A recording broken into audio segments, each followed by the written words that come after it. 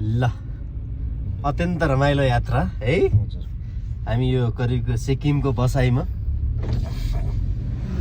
हाम्रो यो छाङ्गो लेक होइन त। छाङ्गो आज लेक। हामी चङ्गुले गएको छौँ। तेस्रो चौथो दिनमा हामी छाङ्गो लेक भिजिट गर्दैछौँ। हजुर हाम्रो राजु सर अत्यन्त साथ दिनुभयो। यसै यहीँबाटै म हाम्रो मित्र सरलाई पनि सम्झिन चाहन्छु।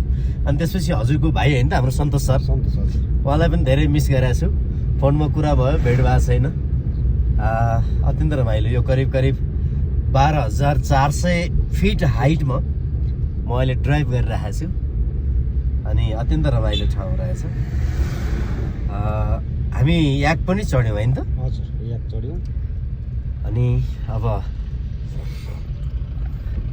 लेक पनि देखिन्छ होला होइन त। हजुर अब त साह्रै रमाइलो।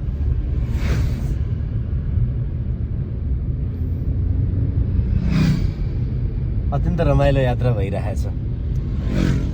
अनि यहाँ एउटा नयाँ मैले थाहा पाएको चाहिँ ब्रो भनेको ब्रोको फुल फर्म मैले थाहा पाएँ कि बोर्डर रोड अर्गनाइजेसन भन्दो रहेछ हजुर है।